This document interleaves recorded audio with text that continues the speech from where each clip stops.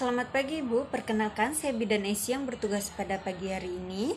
Nah, di sini saya ingin meminta izin untuk melakukan pemeriksaan fisik pada bayi Ibu ya Bu.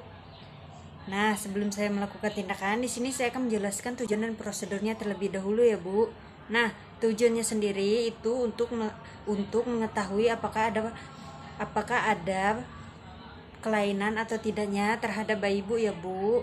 Nah, untuk prosedurnya di sini saya akan melakukan pemeriksaan dari kepala sampai ujung kaki bayi Ibu ya Bu. Nah, baik Ibu, karena saya telah menjelaskan tujuan dan prosedurnya, di sini saya akan meminta izin untuk mempersiapkan alatnya terlebih dahulu ya Bu.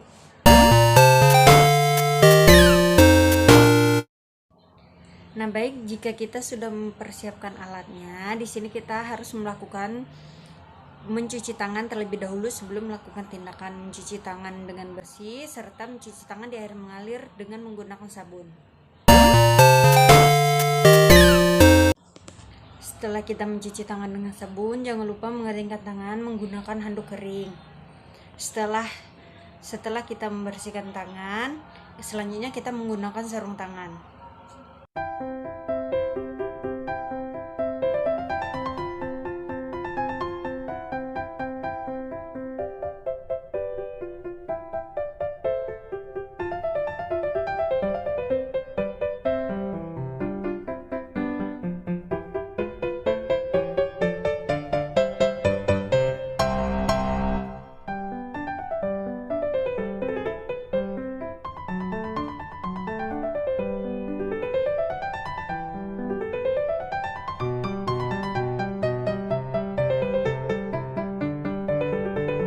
Nah, sebelum kita masuk ke teknik, kita harus memastikan pencahayaan di dalam ruangan untuk melakukan pemeriksaan, serta memastikan keadaan bayi dalam keadaan hangat. Nah, baik, yang pertama kita harus memastikan atau melihat keadaan bayi, keadaan umum bayi. Yang pertama kita harus melihat warna kulit bayi, tonus otot, tangis bayi, dan refleks bayi. Kita lihat dari sekujur tubuh bayi. Lihat warnanya, warna normal untuk kulit bayi ialah pink kemerahan. Nah, setelah kita memeriksa keadaan umum bayi, selanjutnya kita akan memeriksa tanda-tanda vital bayi. Meliputi yang pertama pemeriksaan suhu tubuh, yang kedua pemeriksaan frekuensi napas dan frekuensi jantung. Nah, yang pertama kita akan mengukur suhu tubuh bayi dengan menggunakan termometer. Diletakkan ke ketiak bayi. Ditunggu. Jika sudah, kita angkat kembali. Dan jangan lupa mencatat ke dalam buku catatan. Nah, untuk normalnya suhu tubuh pada bayi 36 derajat Celcius sampai dengan 37,2 derajat Celcius. Nah, selanjutnya kita akan memeriksa frekuensi napas pada bayi. Untuk napas normal pada bayi 30 sampai 60 kali per menit. Kita pastikan dan kita rasakan benar dan teliti.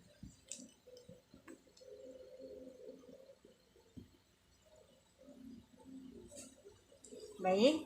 Nah, jika kita sudah memeriksa pernapasan bayi, frekuensi napas bayi, selanjutnya kita harus memeriksa frekuensi jantung bayi dengan menggunakan stetoskop.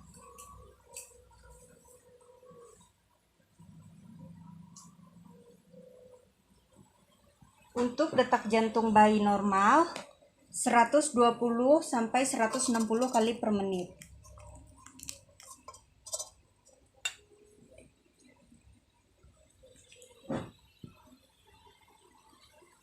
Nah, baik.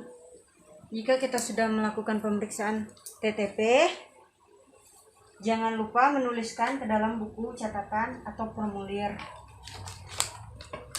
Nah, selanjutnya kita akan menimbang berat badan bayi. Diusahakan untuk bayi tidak memakai apapun.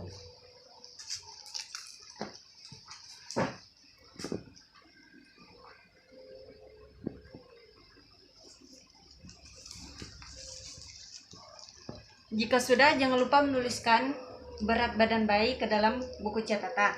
Selanjutnya kita akan mengukur panjang badan bayi dengan menggunakan pengukur panjang. Nah, karena saya tidak memiliki pengukur, saya akan menggunakan tali sebagai alat bantu. Nah, untuk mengukur bayi sendiri itu diukur dari kepala dengan keadaan lurus dari kepala sampai ke tumit kaki. Bukan di ujung kaki tapi di tumit kaki. Nah, jika sudah melakukan pengukuran, jangan lupa untuk menuliskan ke dalam buku catatan atau formulir. Nah, selanjutnya kita akan melakukan pemeriksaan kepala. Nah, kita inspeksi bagian kepala, diinspeksi, dipalpasi, dan dilihat terlebih dahulu simetris atau tidak simetrisnya. Terus kita raba dari ubun-ubun kecil sampai ke ubun-ubun besar, terus sampai ke belakang bagian kepala.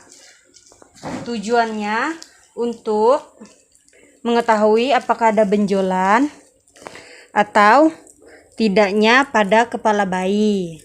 Nah, selanjutnya kita mengukur lingkaran kepala bayi menggunakan netlin.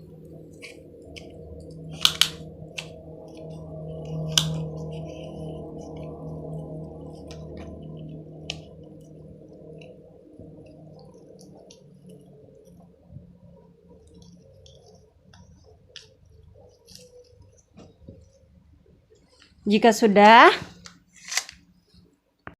nah setelah kita mengukur lingkaran kepala, selanjutnya kita akan memeriksa bagian mata.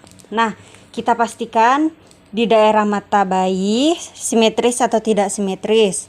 Nah, setelah itu kita palpasi dengan perlahan apakah ada benjolan atau tidak. Nah, jika sudah, jangan lupa kita harus memeriksa mata bayi dengan menggunakan cahaya.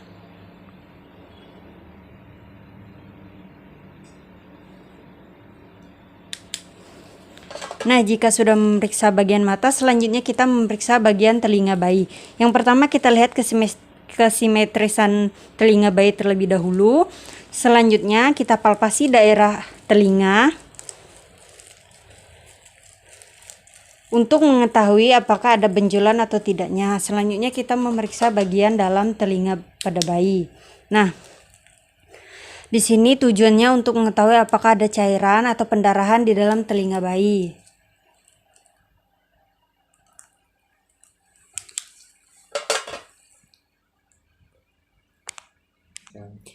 Nah, jika kita sudah selesai melakukan pemeriksaan telinga, selanjutnya kita melakukan pemeriksaan di daerah hidung. Kita inspeksi terlebih dahulu, kita lihat simetris atau tidak simetrisnya hidung maupun lubang hidung. Nah, selanjutnya kita palpasi apakah ada benjolan atau tidak. Serta kita melihat jika bayi menangis, menandakan ada sesuatu yang terdapat di dalam lubang hidung bayi. Nah, jika sudah, jangan lupa memeriksa bagian dalam lubang hidung bayi dengan menggunakan senter. Nah, jika sudah melakukan pemeriksaan hidung, selanjutnya kita melakukan pemeriksaan pada mulut bayi. Kita lihat terlebih dahulu simetris atau tidak simetrisnya. Selanjutnya kita palpasi dengan secara perlahan, rasakan apakah ada benjolan atau tidak. Nah, jika sudah memeriksa bagian luar mulut, jangan lupa memeriksa bagian dalam mulut. Nah, di sini kita memeriksa bercak putih pada gusi, refleks mengisap. Kita lihat terlebih dahulu. Jika tidak ada gangguan atau semuanya normal, lanjut kita melakukan pemeriksaan kepada leher bayi. Lihat simetris atau tidak simetrisnya, kemudian palpasi apakah ada benjolan sampai dengan ke bawah telinga.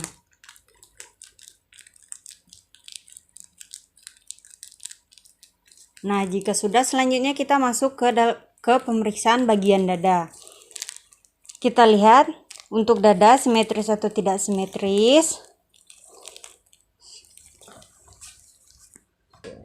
Nah, selanjutnya kita harus mengukur lingkaran dada juga.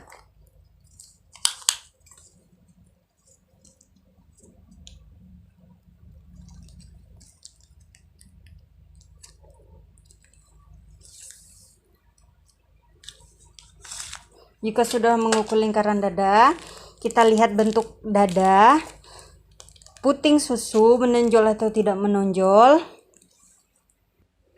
Dan juga kita harus mendengarkan bunyi jantung dan bunyi napas pada bayi menggunakan stetoskop. Dengarkan bunyi jantung, normal atau tidak normal, serta mendengarkan napas bayi, normal atau tidak normalnya.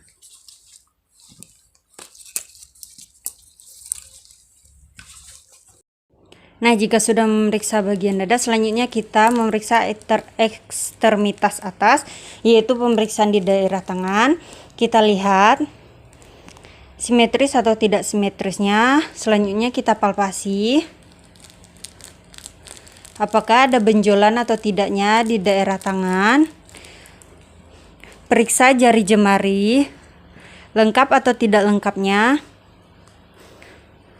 jari jemari, kemudian mengukur lila pada bayi.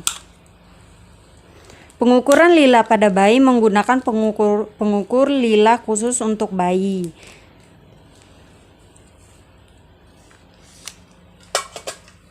Nah, untuk lila bayi normalnya 10-12 cm. Nah, selanjutnya kita memeriksa refleks pada bayi dengan menepukkan tangan atau dengan menceklek tangan. Kita lihat refleks bayi seperti apa, menangis, terkejut atau tidaknya. Nah, selanjutnya melakukan pemeriksaan di daerah perut. Nah, yang harus dilihat pada saat pemeriksaan perut ialah kita harus melihat penonjolan tali pusat pada saat bayi menangis. Nah, yang selanjutnya kita lihat apakah ada pendarahan pada tali pusat. Nah, selanjutnya kita lihat perut lembek pada saat diam atau adanya benjolan. Selanjutnya kita memeriksa bagian genitalia bayi. Jika bayi laki-laki, kita periksa bagian 2 testis pada skortum, lengkap atau tidak. Yang kedua, kita harus memeriksa penis, berlubang atau tidak pada ujungnya. Nah, yang ketiga, kita harus memeriksa testis sudah turun atau tidak. Nah, jika bayi tersebut perempuan, kita harus memeriksa di daerah vagina. Yang pertama, apakah vagina berlubang, uretra berlubang, serta terdapat labia mayora dan minora. Labia mayora menutupi labia minora. Nah, selanjutnya kita lakukan pemeriksaan pada pinggul kaki bayi, ditekuk, kaki bayi ditekuk dan diputar perlahan untuk mengetahui sambungan dari panggul. Nah, selanjutnya kita melakukan pemeriksaan pada ekstremitas bawah, yaitu pada kaki, gerakan, kesimetrisan, dan jumlah kaki. Apakah jumlah jari kaki lengkap, lebih atau tidaknya. Selanjutnya kita periksa punggung dan anus. Kita pastikan di anus apakah ada lubang atau tidaknya anus. Nah, selanjutnya jika sudah melakukan pemeriksaan pada anus, kita melakukan pemeriksaan pada kulit yang meliputi warna kulit, pembengkakan atau bercak hitam, serta tanda lahir pada bayi. Kita lihat dari ujung kepala sampai ujung kaki bayi, seluruh badan bayi apakah ada bercak hitam, warna kulit yang normal, atau bahkan tanda lahir. Nah, jika kita sudah melakukan pemeriksaan seluruh badan bayi, selanjutnya kita harus mengemaskan bayi, memakaikan pakaian bayi supaya menjaga bayi tetap hangat.